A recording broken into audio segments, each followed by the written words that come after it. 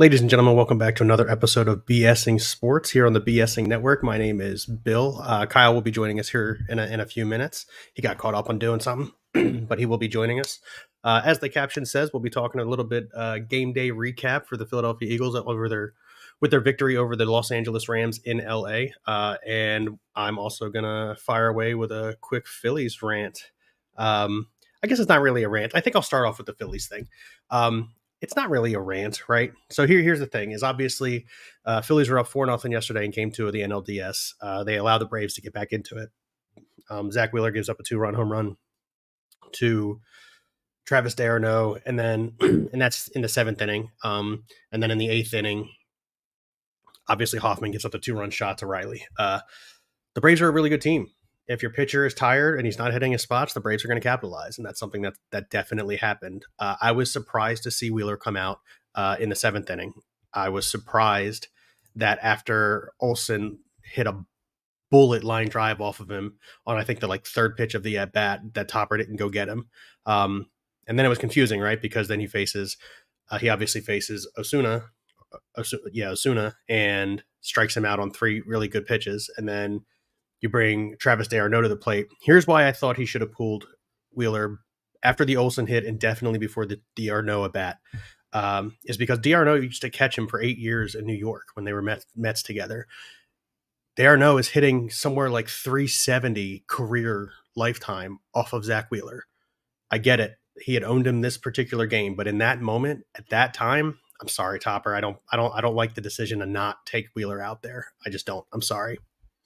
Then, obviously Hoffman kind of leaves a bit of a hanger there. Riley one-handed hits the home run. Obviously the broadcast was all over the fact that the Braves came back and won. They were screaming.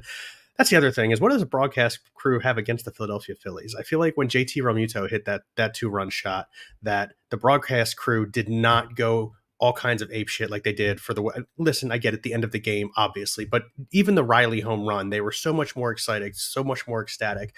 And it's hard not to realize how impartial they are against the Philadelphia Phillies. And honestly, I'm freaking sick of it. Feel like it's Tim Hawkins says it right there, right here. Tim Hawkins brings it up. He says it's all Philly sports, and it is. And listen, I understand the whole narrative. We're from Philly. No one likes us. We don't care. I do care when the announcers are openly rooting for the other team. It's at this point, it's not only disappointing, it's a bit of a disgrace to your broadcast crews. Like, fucking figure it out. All right. Like, I'm getting tired of this. But yeah, what I have to say to you, Philadelphia Philly sports fans, is don't panic. They did the exact same thing last year in the LDS and the LCS last year, and they ended up winning both series because you know what happens now is they go back to Philadelphia. That place is hell for opposing teams in the playoffs. It absolutely is just hell for opposing teams in the playoffs. Ken Brandt says what Tanya Brandt said the other night when I was on about talking about the Phillies, that the Phillies are going to win in 4. And I believe that the Phillies are going to win in 4. This series does not go back to Atlanta. Atlanta will not see another home game. I believe Atlanta just won their last game of the season. And I think it took every bit of 9 innings to do it. Meanwhile, the Phillies have dominated for 16 other innings of this series. So Philly fans, do not panic. We are okay. Nola has looked real good his last 3 starts. He's going to look real good tomorrow. We're going to be okay. Let's bring Kyle in so we can. Kyle, how are we doing, bud? What's up, buddy? Not much. Like I said, just getting that little 4 or 5 minute rant off of my chest there. Feel better. I feel like I got some stress out. Just letting it go. Tim Hawkins says we can't go back to Atlanta. I mean, even if we do somehow go back to Atlanta, I'm not that worried about it. I'm really not. We dominated them for 16 innings over there. Shrugs. Ken Brandt says we're good. Ken Brandt says, "Sup, Kyle?" Yeah. What's up, Ken? How you doing, buddy? And then I don't think there's anything to worry about. I mean, honestly, I was saying to you earlier, it just shit happens, right? Sometimes shit happens. Here's the best part about it is we went into the series Saturday morning. I woke up and I said to myself, man, if we can take 1 out of 2 here in Atlanta, we're in really good shape. We're not mad that we lost. We're mad at how we lost. We were dominating the whole game, and then all of a sudden we kind of let them off the hook there. But again, Atlanta is the best team during the regular season, the best team in baseball. they're going to do those types of things. They hit 200 and I think 78 home runs. They're going to get theirs. So I'm not worried about it. But yeah, let's talk Eagles, baby. That's what we're here for. Kyle and I are doing this weekly show after every Eagles game. So let's get into it. First thing we're going to talk about, and I think you're going to agree with me here, feels pretty good to be 5-0. Feels pretty good to be 5-0. Yeah, it sure does. Like, give me some feedback on that. How do you? Well, the first thing I was going to talk about was I thought it was really funny how I was saying, maybe they could try experimenting all these different defensive backs, and they actually did that, which They is like did. You're right. really weird. You know what I mean? But Yeah. it didn't really seem to work out too well. But No, I in the think first half, eventually they dialed it in and you know found the coverages that were working. But yeah. yeah, So what Kyle's referring to is the nickel corner. We went from Eli Ricks yeah, to McIntosh. I don't even know his first name, Xavier, I think. McIntosh, um, to someone else. And then finally at halftime, they wait, made the no, adjustment. Roby, was it Well, that's Roby? after halftime. They made the adjustment and decided to go to the veteran Bradley Roby, who they signed on Thursday afternoon. So he was in the Yeah. facility in Philadelphia on Friday, and then jumped on the plane and went to LA. And all of a sudden, he's playing. He's lined up against Cooper Cup. I'm getting there, Tim. Calm down. He's lined up against Cooper Cup and only gives up 23 yards in the second half.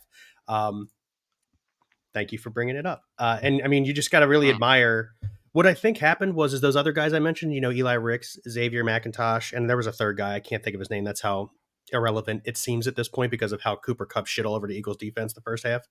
Hmm. Um, and it's just the veteran presence, right? Like Bradley Roby's been doing this for years. He's a veteran. He knows how to communicate with the other corners. Hey, this is your coverage. That's my coverage. And it worked really well. There was no miscommunication in the second half. All of a sudden, the defense looked significantly better. The other thing that was better, they dialed up the blitzes. Sean Desai dialed up pressure. Oh If he yeah. if he saw he wasn't getting there with 4, he brought 5. Something that we did not see John Gannon do at all last year. The Hassan Reddick back-to-back sack to seal it. Yeah, that was super. It's good to see him get that too, because he come off. He had the club on his hand. He gets that removed. He gets a sack last week, and then he gets 2 this week. That's Well, he really made good promising to see. on his promise. Exactly right. Yeah, yeah, And Jalen Carter. Wait, did he have 2? yeah. Jalen Carter had 2 sacks. Yeah, Did Jordan Davis get any? Jordan Davis did not have a sack. No, But he had actually, the I feel like real nice tackle on Kyron Williams. Oh my God, he's he did. so The suplexed size, his ass. dude, the size of Jordan Davis versus Kyron Williams. I Oof, like when he was running at him. I was like, oh, this is gonna be he's a bad. large man. Yeah. Um, but yeah, no, in the second half, defense looked significantly better. I will say Oh that for yeah. the first time this season, after a win, I thought to myself, man, this is getting closer to the team we saw last year. What do you feel about that? Yeah. I mean, I still think that there are things that the offense needs to work on. Obviously, I mean, we're gonna get to that, I'm sure, but Yeah, yeah. Well, I mean, no, I mean, you know what? like Segue right into it. capitalizing while being in the red zone. You know what I mean? Yeah, yeah, yeah. So the other Yeah. thing is we're gonna do player performances. We're just gonna roll right into it. Kyle brought it up. Let's just fire away, right? Everybody was effective except for in the red zone. Mm. And part of that is play calling. I like, yes, I want to hold Jalen Hurts accountable. I want to hold DeAndre Swift accountable, who, by the way, is not a red zone running back, so he really shouldn't be on the field. All the fans that are complaining that it's Kenny Gainwell, it's because Kenny Gainwell is more of a downhill runner. DeAndre Swift is not a downhill runner. He shouldn't really be, except on third down, on the field in the red zone, in my opinion. That's just my opinion. Did you How do see you the play feel? where he got knocked over by Hurts?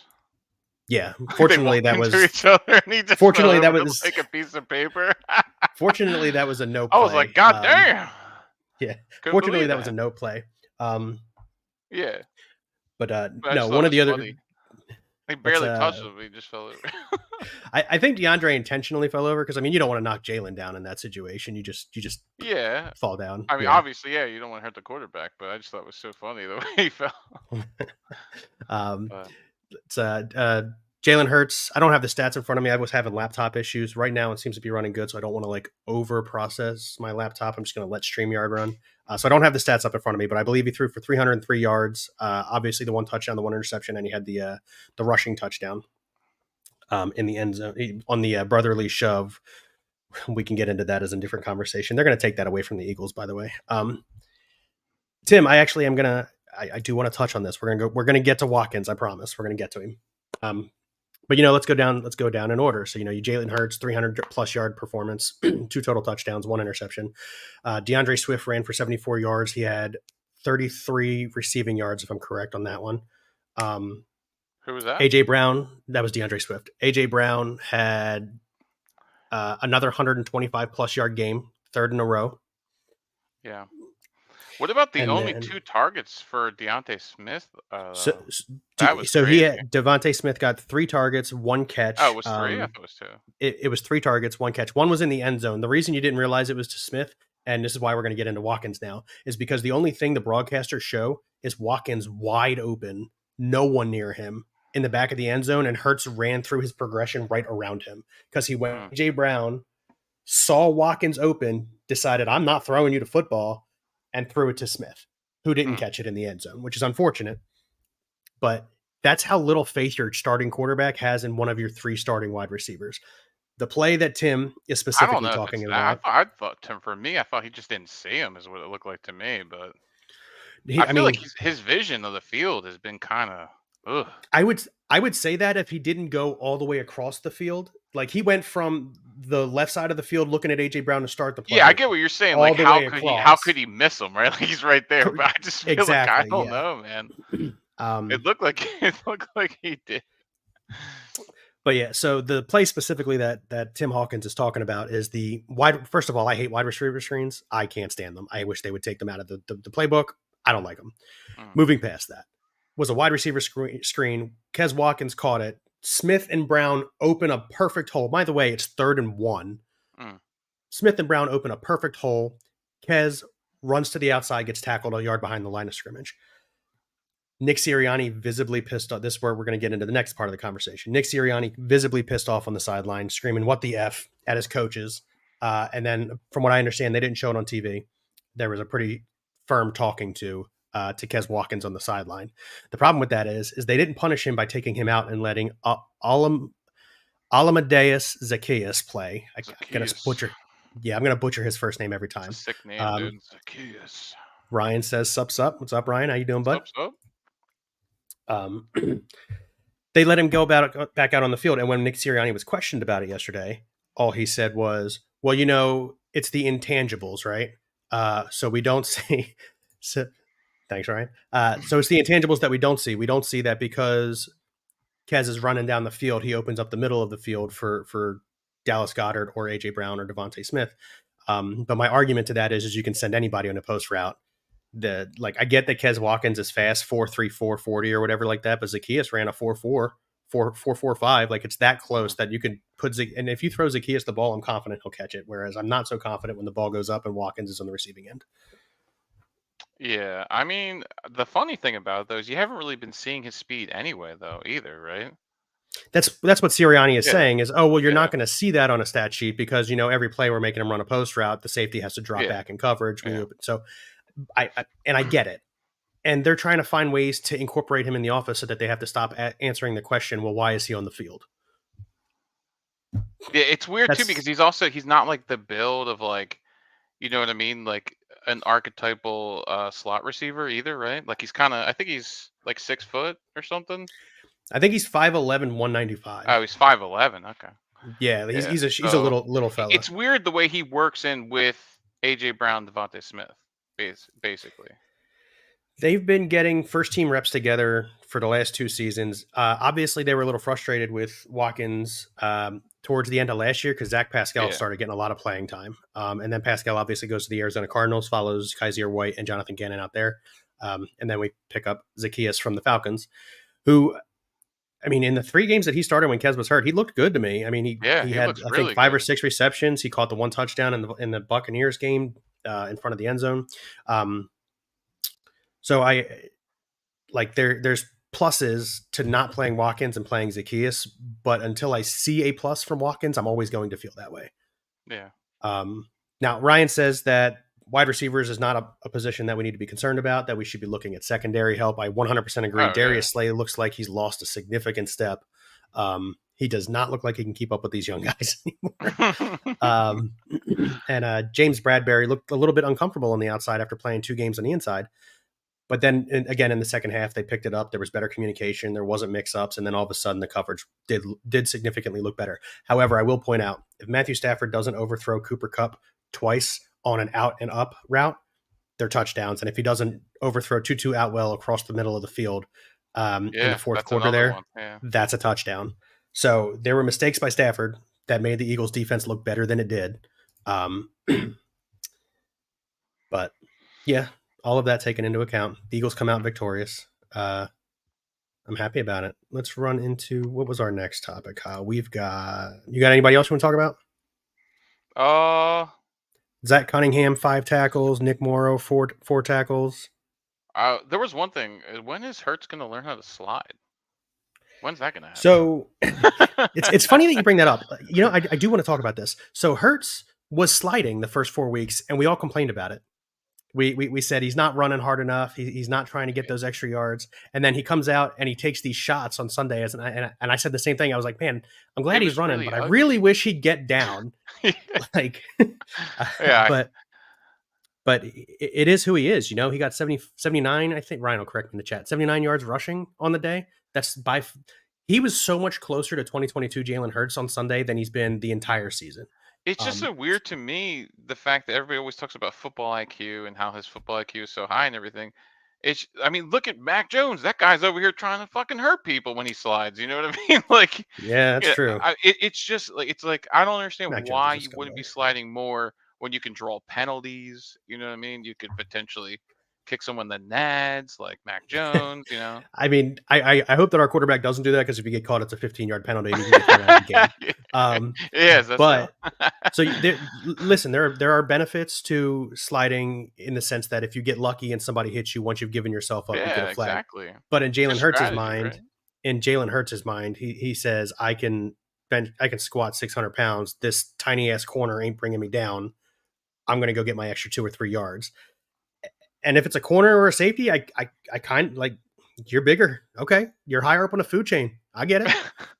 But if it's a linebacker, my man, Yeah, get down. exactly, and that's what he's been running into a couple times too. So It's because that's who's spying him. They've got yeah, linebackers spying him exactly. right now. Yeah, Yeah. yeah. Um, but But no, like, I please was, don't get killed. that's, You know? yeah, exactly. Right. Man, if you get hurt, we've seen Mariota play. We don't need that. Yeah. But no, this was closer to the Jalen Hurts that, yeah, I know, right? The Jalen Hurts that I expected to see coming into the season. He was so much closer. Listen, they still have stuff to figure out. They're a 5-0 team because they find ways to win, but they don't look as good as the damn Niners. Look at what they did to Dallas. Dude, Swift and Elliott. That's why we're 5-0. Like for real, honestly. I mean, No, you're he gets not. the ball No, up the listen, field, and then we die DeAndre in the red Swift. zone, and then Elliott puts it in the post for us. So there we go. Yep, DeAndre Swift didn't have That's it. how we win. He had 1 touch in week 1. He's second in the league in rushing behind, obviously, the guy out in San Francisco, Christian McCaffrey. I don't know if you've heard of him. He's kind of a big deal. Yeah. But he's second in the league in rushing. And he had 1 touch week 1. So, honest, I question whether if Kenny Gainwell had gotten hurt or not, if we'd still be looking at the Kenny Gainwell show right now because they wouldn't have given DeAndre Swift a real shot.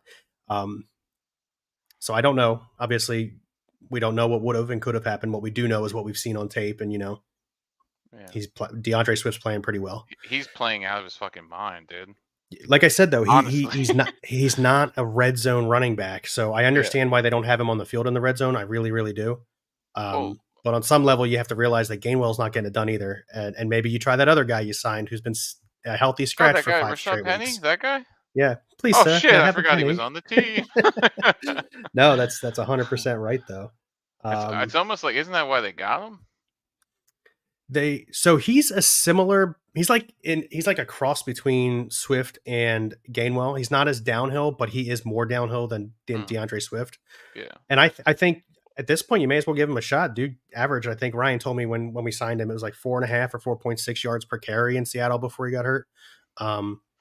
And our offensive line is not arguably, our offensive line is better than Seattle's offensive line was a year ago.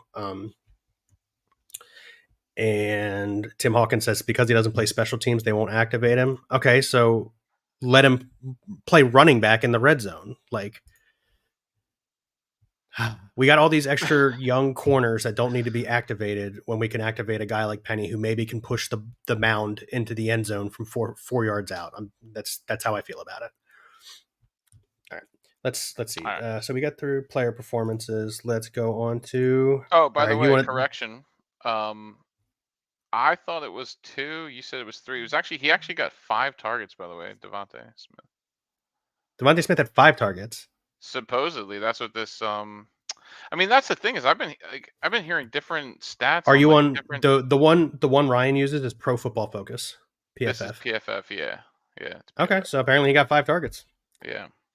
Damn, Which I every didn't show I even watched realize. today, every show I watched today from Philly Sports said 3 targets, 1 catch. Yeah, and the one I watched it too. So there you All go. right, well, good thing that we all have our facts straight. Yeah, Yeah. we discussed Goddard and his 100+ yard game. All right, well let's go into this question. Did it feel like because Goddard was utilized more, the offense? That's a stupid question because the answer is yes. Here's how I'll ask it. Why do you think that because Goddard was more active, the offense looked more like it did last year than it did this year? Like what was the disparity between not using Goddard and them looking I think really it's just more sluggish? variety. I feel like he's trying to force the ball to AJ way too much, but that's just me. Yes. I mean, Yes. that's my opinion. I mean, it literally looks like they're colluding to be like, "Look, bro, I'm gonna get it to you. Just get in the fucking end zone. I'm throwing it to you. Don't worry about it. It's coming." You know what I Now, mean? And I now see listen, most of Devontae the time over he there catches it. being consoled by Nick, and So here's the is Devontae Smith isn't the type of player to do what AJ Brown did against the Vikings. He's not going to go over to Jalen and yell at him because he's not getting oh receptions. yeah, He walked yeah, up and down the sideline to calm himself down, and then Nick Sirianni had to talk to him, and he didn't tell me he didn't say what the exact conversation was, but it was along the lines of like, listen, this just is one of those games. You're still part of our game plan, obviously. And here's the biggest thing to remember. The biggest thing to remember is even if Devontae Smith isn't being targeted, he's got a good corner covering him, and he's probably got a safety keeping an eye on him, which opens up the field for the Goddards and the Browns. You know, Devontae Smith is a really good wide receiver. Trust me, they're still paying attention to him, even if Hurts hasn't targeted him very many times. yeah. So But it just makes their coverage easier is the problem. yes and no, because if you stop covering him, he's gonna get the ball. Well, no, I'm talking about. I'm not saying that they're gonna stop covering. I'm just saying that they know where the ball's going, right? So just like I said, I didn't say it to you, but I said it to a guy at the store that I go to constantly. Said he had AJ Brown and he only put up like 3 or 4 points in the Vikings game. And I was like, I tell you what, you need to be starting him from here out because I promise you he's going to be hyper targeted. And now because of that sideline thing with Devontae Smith, I, I promise you, Sauce Gardner will start the game covering AJ Brown and he will end the game covering Devontae Smith. Well, the other thing that's crazy is they're always talking about the hot hand and stuff, but I mean Devontae Smith has been, They're all I hot mean, hands in right now. lights out, dude. Like, Yeah. Yeah, right I now they're mean, all his hot hands. actually, I It's a mean, good if you problem to go by the have. numbers from this week, his numbers really aren't that great because he said he had 5 targets, but he only had the 1 catch. So, but But I this didn't is the even first see week that five he's done targets. that. So, No, me neither. But this is the first week he's looked like yeah, that. oh yeah, Every other of game this course, season, he's looked like vintage Devontae yeah. Smith. All right, let's see. Let's roll into sideline discussion. So started with the Devontae Smith one. Let's Mhm. go into the one that I know you want to talk about, Which one was that? the Kelsey one. So The Kelsey one? yeah, Oh yeah, yeah. okay. So here's the backstory, so everybody understands what Kyle and I are about to discuss. Jason Kelsey and Jalen Hurts seem to be screaming at Sua Opeta after a delay of game. Hmm. After they don't score in the red zone, Jason Kelsey is then seen yelling at Nick Sirianni and then yelling at Jeff Stoutland, the Mm. offensive line coach, and even simulating blocking to Yeah, Stoutland yeah, is what yeah, it kind of yeah. looked like to me. But he did put his hands on him. Now, obviously, nothing came of it after that. After the game, the comment was that he does that with everybody he loves or something like that. Something like And that. listen, He's Philly he's just media, trying to say like essentially that he's got a temper, he's very competitive, and yeah. there you go. Listen, Philly media has blown this way out of Yeah. proportion the last 2 or 3 days. Here's what I believe happened. Jason Kelsey, as an offensive lineman, has to go to the line and tell the rest of the offensive line who to block. If the play is coming in late, which is why I think he was yelling at Nick Sirianni first, if the play is coming in late, he has to rush through his progressions before he can snap the ball. And Mm, Jalen is back there smacking his hands, yelling, "Hey, I need the ball! I need the ball!" And Sua is listening to Jason, not Jalen. yeah.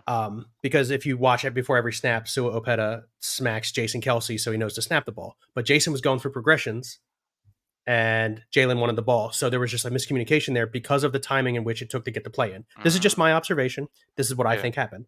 So he goes to the sideline after they don't score in the red zone for the third time in the game. He's pissed off because they didn't score in the red zone for the third time in the game in the 13th or 14th time in the season. They're ranked, I think, 22nd in the league right now. It's really bad Yeah. in red zone offense. Yeah. So he Very goes to the true. sideline and he yells at the guy who's responsible for making sure the plays are getting to Jalen so he can call them in the huddle and get the offensive line to the ball. And then when Nick finally calms him down a little bit, or maybe Nick didn't calm him down, Nick just had something else to do, Jeff Stoutland steps in and takes the brunt of it. And he's then yelling at Jeff Stoutland, "Hey, I'm just trying to do my fucking job. Tell these guys to do their fucking job." Yeah. Pardon my language there for anybody watching with kids in the area. But I think that's basically what the conversation was. I don't think he was yelling at anyone. I think he was yelling to them, frustrated about the situation. Yeah. Well, not to mention, I mean, quite literally, Kelsey is also like the workhorse of the team right now. He literally carrying Yeah, the team on his back right now. I mean, the guy's literally with the coming out of brotherly these shove. huddles, fucking his fingers are shredded. Can I say the F word? I just did. Okay. We His try not fingers are to, but I did it. destroyed. He's got blood just gushing out of his fingers. He's got a bloody nose. I mean, the guy's taking this beating, right, to get us to convert these first downs for us. And Listen, he know yeah, I mean, I would be I would probably be way worse than that. I mean, yeah. Listen, he knows what's coming. He knows that the first 5 games of the season were against teams that they should have beaten. Now they've got a gauntlet. The Jets were supposed to be a part of the gauntlet, but yeah, without Rodgers, they're really not. But then you follow it up with the Dolphins and the Bills and the Chiefs and the Seahawks and the Cowboys, and it's going to be tough sledding here real soon. yeah. And Kelsey knows it, and he knows you got to score when you're in the red zone. You're not going to beat these teams letting Jake Elliott lead the league in scoring. You're just not. It's a nice stat for Jake Elliott, but you're not going to beat these teams like that. Um, and It's just all of wild, man. that, It's really fucking wild. all of that It's compiled like together. everybody's like putting their head down, like pretending it's not real. Like, oh, these people are just being negative. It's No, like, it's a real no, dude, thing. there's a real problem here. When you're in Yeah, the this red zone, you team, got to score at least this 1 and 4 at least. Come on. this team is not beating the Niners. This team's not beating the Niners right now. Mm, Now they're scary. that The doesn't mean Dolphins are in week scary. 13 that they won't be able to beat the Niners because they have progressively gotten better every week. But the team that I saw on Sunday, I don't think they could have beat the Niners. Now, would they have gotten smacked around like the Cowboys did? Absolutely not. Woo! Hell um, no. but I mean, I don't think Jalen I'm Hurts gonna would get be into that. coming out to the press conference crying like Dak No, did, but no, I he looked like he just got smacked around a little bit. He's over there. It's like he's got black eyes. He's got the thing down below his eyes, like crying. You see the tears coming out. All right, this is an Eagles show. I wasn't going to get into the Cowboys. I really, really wasn't going to get. I even told you on the phone like I don't want to get into it. But now that we're here, I'm just going to do it. Let's talk about the Niners Cowboys game. The Niners came out, and for the first quarter, it was kind of close. And I think what happened on the sideline was Shanahan went to his team and was like, "Are they even competitive?" And the team was like, "No." And he was like, "All right, let's see what we can do." And they did. They just did. Yeah.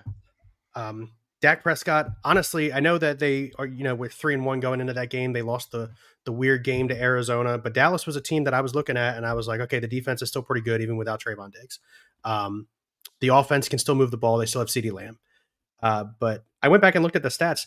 They were 3-0 primarily because of the defense. And Dak Prescott's stats are not good. I don't have them in front of me, but I was like looking at them and I was like, these are some really I like mean, Cowboys fans were like, oh my God, he only has 1 interception through 4 games. He's so much better than everybody else. But he it also only had like 340 it yards. And he only literally had looked like like, the Niners were like starting on their side before the snap. Like that's how quick they were in on him, dude. It was insane. yeah, I think Shanahan has caught on to McCarthy's game plan the last few seasons. And I Yeah. think he made it a point to come out and just be Oh, like, here's a this good team question is for you. not as good as us. Go ahead. How much longer do you think McCarthy's going to be in the league? Or I guess he'll just revert back to offensive coordinator, defensive coordinator, maybe. I believe this will be his How last much longer is season. his contract in Dallas? I don't know. Ryan usually has that information. I'm just I don't know. curious. I'll be honest. But I would tell you, Ken Brandt just said it. If they listen, they're probably still a playoff team. Mm. When they get knocked out of the playoffs, not if, when they get knocked out of the playoffs for the fourth year in a row, he's gone. He just is. They're going to think that he and or Dak are the reason they can't get it done. And Well, he came in with a dark cloud over him, so I mean, yeah, that's because he how hadn't he's won gonna anything. go. He hadn't won anything since 2010 with Rodgers, and Yeah. then there was the whole thing with Rodgers. Yeah. But then we find out later that Rodgers is kind of a character. It's a whole thing. I'm starting to like him more now. All right, let's get off of that. But yeah, so that's what I make of the sideline discussions. All right, let's get some closing thoughts here. What are your closing thoughts going into the game with the Jets? Thank God it's the Jets. I guess I don't know. I mean, I don't know. I think their defense is amazing. Obviously, that's an understatement. But I don't know. Like, I don't think they can beat us. I mean, So I don't here's see it happening personally, but I guess anything's I possible. anything is possible. Here's my thing, Yeah. and people are going the Eagles are in a position where, like I said, I'm nervous they're looking past the Jets without Aaron Rodgers. I'm nervous that they're Mhm. looking past the Jets because they have Miami next week, and I could totally understand why you'd be looking past the Jets at Miami, right? Mhm. Um, so that scares me. And the word I don't like to use this term very often. Trap game comes to mind, but I think Sirianni has this team ready to go usually every week, and I don't know if that's going to be the case. Plus, I I, just don't really think Zach Wilson can command that offense yet to win that game. He can't. Zach Like, Wilson it's just almost beat the Chiefs. Zach Wilson did just beat the Broncos. I didn't get to see that game, unfortunately, because Yeah, I have shitty. like I want to agree with you and just be like Zach Wilson, um, but that team is doing what's best for him to put him in a position to try and win games. Now, I'm going to come out here and openly say that I believe the Eagles win, and I think they win by 10. But that's not to say that I don't think it'll be a competitive game until the end, right? Like kind of like the Rams game was pretty competitive till the end. Because what I think happens is the Eagles are going to get off the field on third down on the defense, and we're going to control the line of scrimmage, and the game's going to be close. But that defense on the Jets is going to get tired, and then we're going to score Yeah, points. Yeah. exactly. Yeah. But so it's just not going to look like one of those dominating games that, I wish we would see. That's what's been happening in all of our games essentially is because we hold the ball for so fucking long. What are you That's gonna do? exactly right. Yeah, no, Yeah. that's exactly right. But yeah, those are my closing thoughts. You got anything else there, boss? No, that's pretty much it for me. I mean, we pretty much touched on everything for the most part. Other Perfect. than oh yeah, that was just a funny story. Never mind. No, We're no, no. good. Go ahead. Go. No, we're good. No, we're fine. You sure? No, we're yeah, yeah, yeah. It's about the Giants anyway. It was just a funny story. Well, now I kind of want to hear it. That guy, their tackle or whatever, I forget his name, Evan, or the guy talking shit on fans or whatever, calling them burger flippers. And Sherfield? did you hear that one? No, I didn't hear that one. Go I ahead. didn't hear that one. Oh man! Uh, And then this guy, the media from New York, reamed him out. good. Yeah. Yeah, It was just a funny yeah. story, but you don't know what I'm talking about, so it's pointless. That's fine. It's fine. It's fine. Yeah. All right. So, yeah, thanks for joining us here on another episode of BSing Sports, where we do a little BS and we talk a whole lot of sports. Thank you and have a good night.